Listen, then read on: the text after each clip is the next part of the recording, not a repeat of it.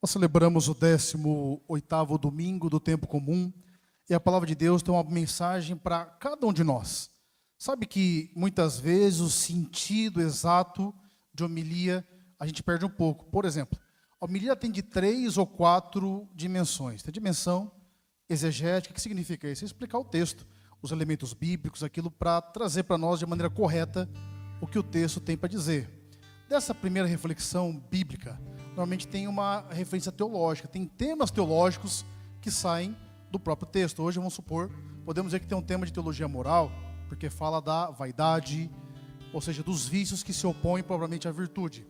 Dessa dimensão mais teológica, nós tiramos algo prático, pastoral, algo de concreto para cada um de nós.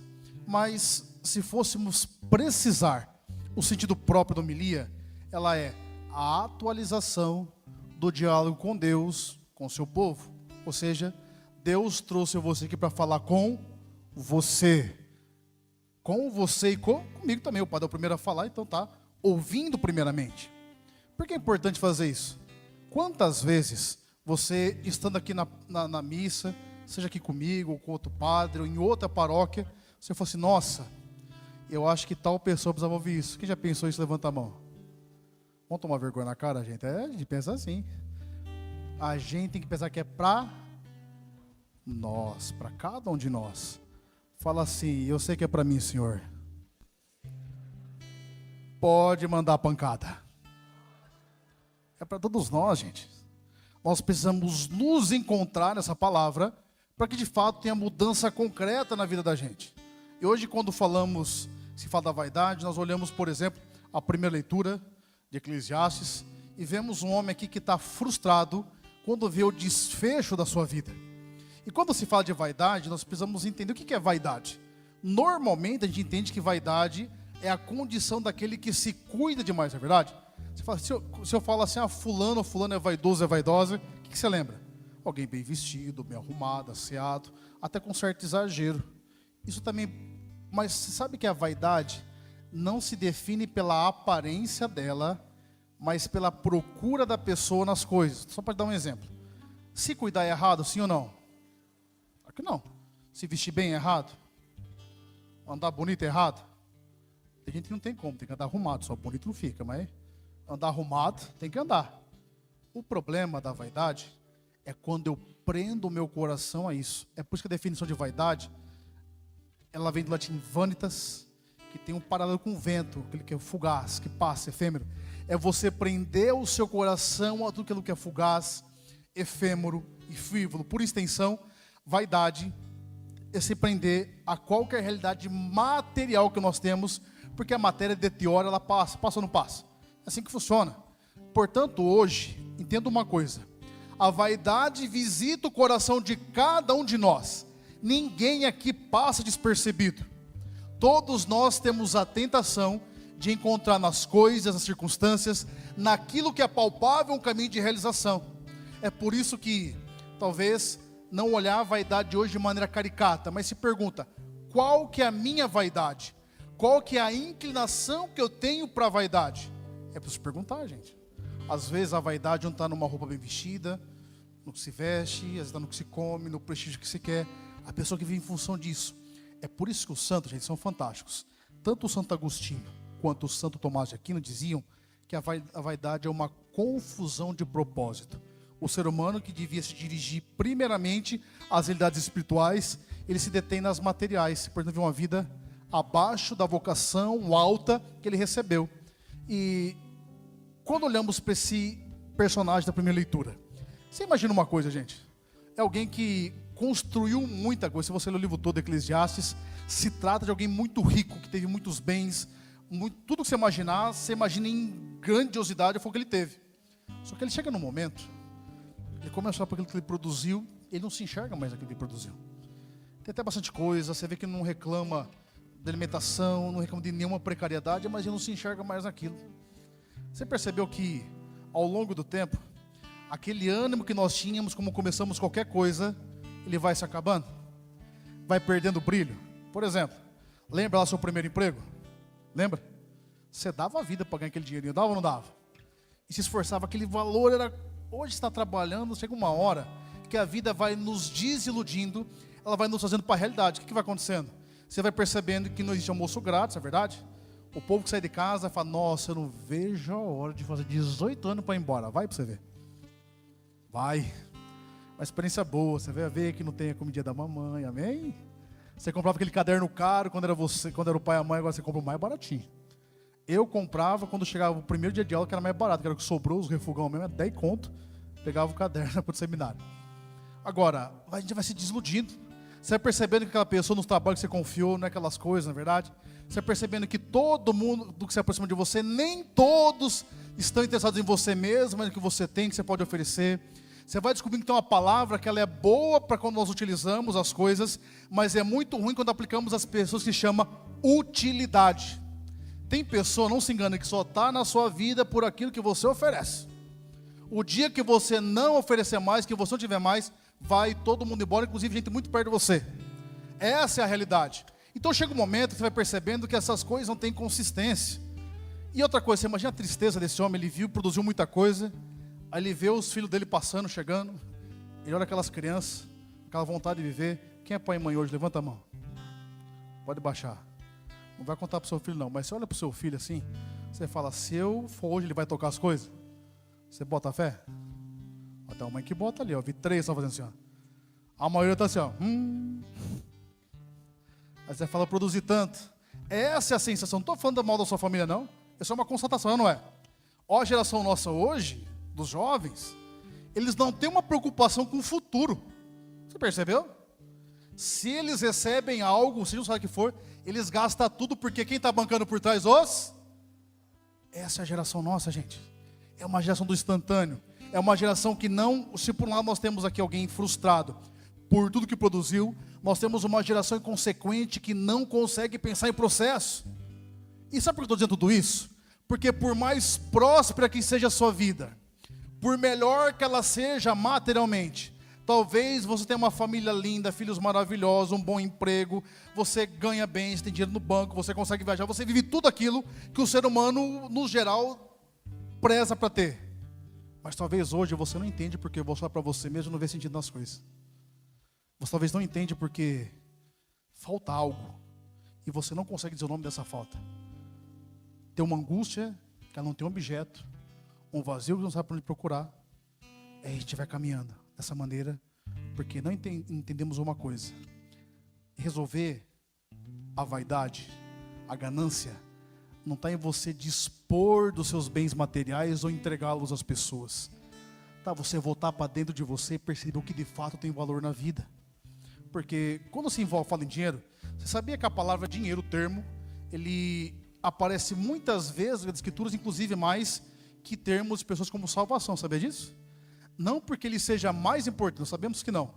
Mas o dinheiro, sobretudo o recurso material, ele é um divisor de águas na vida de todo mundo. Porque o dinheiro, ninguém procura o dinheiro por ele mesmo, certo? Você procura o dinheiro pelo acesso que ele te dá, é ou não é? Você quer ter dinheiro? Quer. Mas para que você quer? Conforto, ou seja, plano de vida. Ou para conseguir algo, ou seja, ele é sempre um acesso. Às vezes o acesso é poder, às vezes o acesso é prestígio, é visibilidade, mas ele é sempre um acesso. No entanto, a situação que Jesus põe no Evangelho é uma situação que visita a família de muitos de nós. Você imagina que Jesus está lá pregando e aparece um rapaz pedindo que ele divida herança. Ele fala, mas em outras palavras, o que eu tenho a ver com isso aí? É você que se resolvam. A preocupação com a herança já mostra que não é uma preocupação de fato, não que não tem que se preocupar mais. Só para dar um dado concreto. Quem já passou quando alguém passa na vida da gente, a gente percebe como o dinheiro perverte as pessoas, não é verdade? A gente às vezes é tão feio. A pessoa morreu, nem esfriou ainda. E o povo já está brigando por causa do que tem. É vergonhoso, não é? Esquece luto, esquece sentimento. Tem família que até hoje não se conversa por causa disso, não se olha no rosto, porque um querendo mais que o outro, um querendo mais que o outro, um querendo fazer isso, um querendo desarrogar as coisas, e a gente vai se perdendo porque ele é esse acesso. E se não bem trabalhado, ele vira ganância e acaba tudo. É por isso que o Senhor, quando usa esse exemplo, ele usa sempre desse homem, que aquilo que é utilizado, a fazenda dele, os celeiros, eram sinais evidentes de prosperidade, mas chega um momento que Deus fala, você é louco. Hoje você vai ser chamado, o que vai ficar da sua vida? Você está ficando louco? Você está baseando sua vida nas coisas, nas pessoas, e aquilo que você vai cultivar dentro de você mesmo. Para onde você vai? Quando acabar tudo. Para pensar comigo rapidinho. Tem uma coisa na vida que nós temos muito medo, mas devia ser um trabalho que nós temos que fazer logo no começo da vida. Você já imaginou o que vai ser dito sobre você quando Deus te levar? Vamos supor que estão escrevendo a sua biografia, certo? Tem alguém lá, só que, ó, vamos ver onde ele foi hoje. Escrevendo aqui, ó, imagina, paparazzi olhando, acordou hoje, fez. O que você vai deixar? Para pensar nisso já? O legado que você vai deixar, a imagem, a mensagem. Esse homem chega no final, com a vida baseada nos bens, na matéria, mas ele não encontra mais sabor em coisa alguma. É por isso que hoje, a interpelação que Deus faz para cada um de nós, se volta para dentro de você, urgente. E o grande problema nosso hoje, sabe por que nós temos dificuldade em encontrar sentido na vida? Porque a gente acha que o sentido de vida é tipo um drive que você coloca em você e você começa a processar. A gente acha que a nossa cabeça um dia vai ser inteligência artificial, que nem o chat GPT, não é verdade? Você falou, tudo vem, é negócio espontâneo. Não, gente. O sentido de vida vem quando eu me encontrando com Deus, sabendo quem Ele é, quem eu sou, eu vou caminhando com Ele. Só que esse percurso não é fora, é dentro. Sabe por que você não se realiza na sua vida? Porque você está olhando a vida do outro. O que eu tenho, quanto conseguiu, se não o outro, o modelo que estão te vendendo em rede social, gente. Enquanto nós não voltarmos para nós, tem que essa batalha ela é interior. E eu preciso ter um cultivo interior, não vai mudar nada. Você pode ir no Padre mais santo, podia ser o São Pio de Pietrelcina, para com aquele não seria capaz de trazer para você aquilo que somente você pode entrar na comunhão com Deus. É por isso que hoje, de maneira muito própria, eu quero convidar você a entender uma coisa: só resolve problema quem reconhece que o tem, e só resolve a vaidade quem consegue reconhecê-la, amém? Se você não reconhece os seus pontos de vaidade, aquilo que está errado, nada nem ninguém vai conseguir mudar a sua vida. É por isso que temos que olhar para dentro de maneira concreta. Se eu disse que vaidade é se prender àquilo que é transitório, que não tem tanto valor, e a ganância, essa busca exacerbada, essa busca e essa vaidade, além de um vício, sabe o que ela mostra? Quem sou eu e quem é você, amém? Quer saber quem você é? Olha o que você tem procurado. Olha as suas procuras. Deixa o padre ser bem claro. Não estou falando que é errado você querer ter uma vida melhor, você trabalhar para conquistar as coisas, não estou dizendo nada disso. Você consegue entender que estou dizendo onde você tem amparado o seu coração? Porque tem muita pessoa que não levantou até hoje de teimosia, porque idealizou um sonho que não aconteceu, e você vive chorando a tragédia do passado, mas não assume o hoje para dar passos. Tem hora na vida, gente, vou ser bem sério para você, que você tem que pegar os cacos do que sobrou, pegar com você, apresentar para Deus e deixar Ele reconstruir, senão não vai para frente. Todos nós na vida passamos por isso. Só que a grande questão é, eu tenho que passar olhando para Deus, mas esse olhar para Deus não é um olhar externo, é entender que Ele me habita, e aquele que me habita é aquele que vai dar força para eu transformar a realidade, para fazer o que tem que ser feito. A grande questão é, como é que eu faço isso de maneira concreta na minha vida? Olha, como se eu falasse para você, ou vencer a vaidade, ou a ganância, certamente você pensaria em bem material, ou de não se cuidar, ou de repente não procurar tantas coisas. Estou te pedindo diferente. Olha para você hoje e vê por que isso tira tanta paz. Por que te desestabiliza tanto? Por que isso mexe tanto com a gente?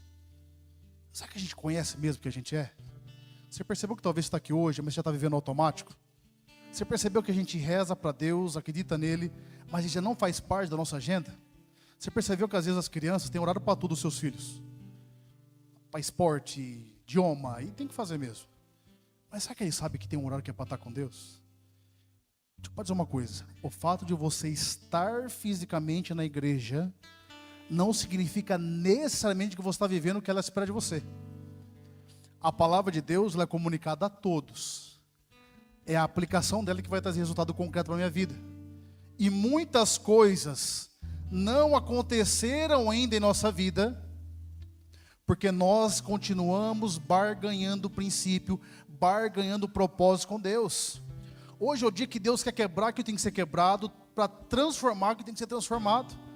E se nós não tivermos a coragem de dizer sim e não para as coisas, não vai mudar, gente. Não vai mudar.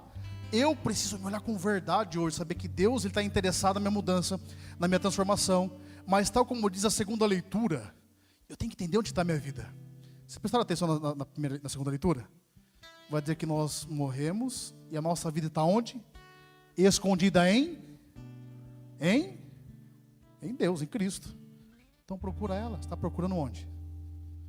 São João Paulo II, no primeiro pronunciamento dele como Papa, foi maravilhoso, no ano de 78. Eu não tinha nascido ainda, você que tinha nascido, tá? Nasci depois de 78. Bem depois.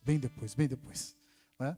Quando ele chega, ele fala assim: é Cristo que revela ao homem, o próprio homem, que revela ao ser humano, o próprio ser humano. Quer saber quem você é hoje? Olha para Cristo. Mas olha com verdade, deixa ele te falar. Deixa aquele olhar amoroso olhar para você hoje e trazer essa transformação na sua vida, na sua história. Tenha coragem hoje de mexer nas suas vidas, não tenha medo não. Você só vai vencer a vaidade, a ganância, se você entrar dentro de você de fato e ter a humildade de reconhecer.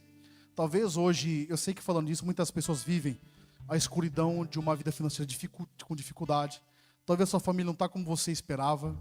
Talvez você veja aqui hoje traz uma palavra, mas você não está nem muito convencido. Talvez a tristeza que você sente é tanta que você nem consegue procurar uma ajuda de verdade. Deixa eu dizer uma coisa. Enquanto você não tiver a humildade de quebrar seu coração de Deus, Ele não pode fazer nada. Sabe o que é a maior frustração que um padre tem, que pai e mãe passam na mesma coisa? Quem é pai e mãe que levanta a mão? Pode abaixar. Eu não tenho nem como dizer para você o que é esse sentimento, que eu sou padre.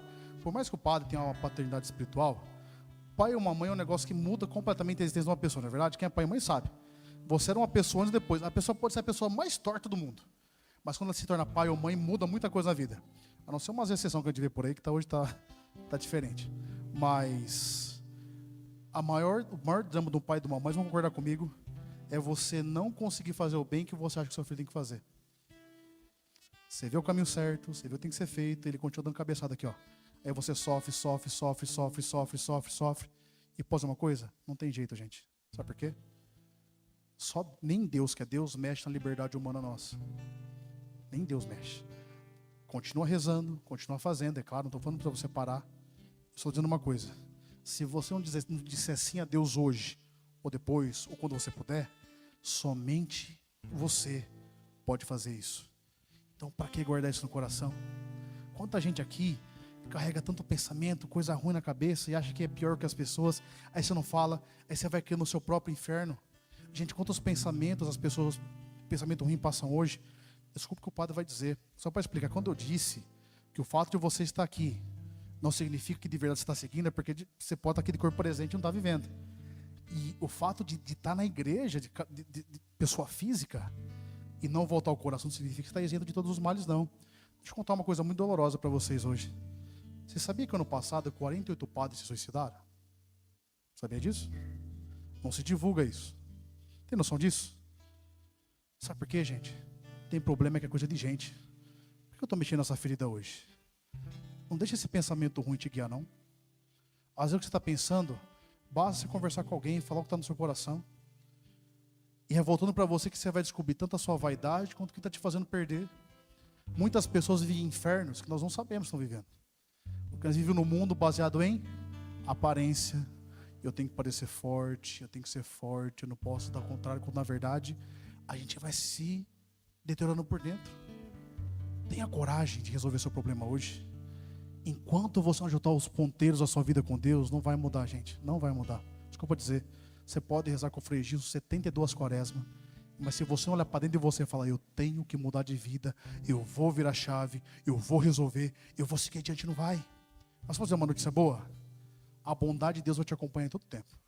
Deus é bom. O amor de Deus já está com você.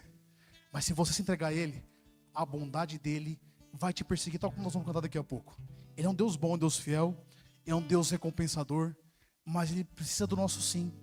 Por isso fecha os seus olhos. De tudo que o padre rezou já, nós vamos cantar mais uma vez aquela canção. Eu queria que você proclamasse hoje, diante do que você tem vivido, rasga seu coração na presença de Deus. Quantos homens, por medo de falar, suportam uma vida toda, e talvez o homem você está aqui hoje, coração doendo, quebrantado, humilhado. Talvez você não tenha sentido reconhecido na sua vida, na sua história. Talvez o sentimento por conta de problemas financeiros ou mesmo relacionais tenha lhe tirado a paz e lhe dado uma prostração profunda. Derrama diante de Deus isso hoje. Você, mulher que não tem sentido cuidada, amada, parece que ninguém está te olhando, tem cuidado de todo mundo, ninguém cuida de você hoje. Volta seu coração para Deus hoje. E nós vamos cantar que esse Deus é bom, Ele é amoroso, Ele é bondoso, Ele faz nova todas as coisas. Canta assim para o Senhor. Te amo, Deus. Vamos ficar em pé. Tua graça.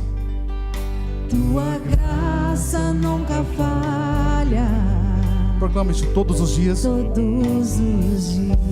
Eu estou em tuas mãos. Eu estou em tuas mãos. Proclama, igreja, mesmo no sofrimento. Desde quando me levanto até eu me deitar. Até eu me deitar.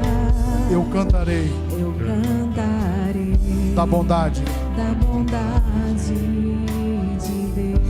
Levanta os seus braços e proclama com fé: és fiel. És fiel em todo o tempo. Em todo tempo tu és tão bom. Em todo tempo tu és tão bom. Com todo o fôlego que tenho, eu cantarei. Eu cantarei da bondade de Deus. Mais uma vez, levanta os seus braços e você vai nesse momento com suas palavras responder a Deus. Antes de cantar esse refrão, levanta os seus braços. Antes de cantar, nós vamos encerrar com ele. Eu queria que você respondesse essa pregação nesse momento com as suas palavras no seu coração, com os olhos fechados, no tom da música. Você vai dizendo: sim, Senhor, eu sei que o Senhor é bom. Vai derramando no seu coração. Se você tem dificuldade de se expressar, fala com Ele nesse momento.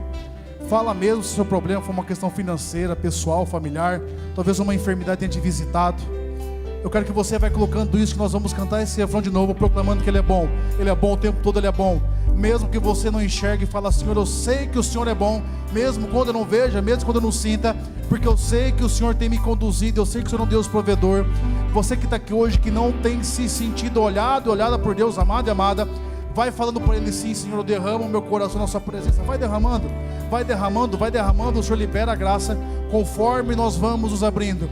E para encerrar, elevando nossos pedidos, tudo que trazemos, levante bem seus braços e canta com toda a fé esse refrão, proclamando que Ele é fiel, Ele é fiel. Força!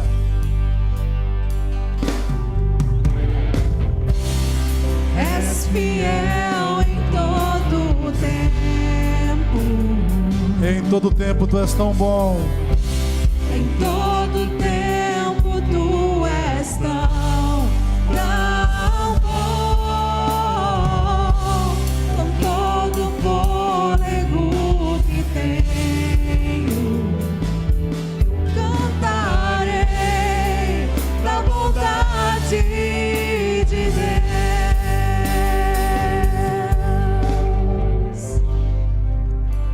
E nessa mesma fé, professemos convictos o que nós cremos, a nossa fé, juntos, bem forte.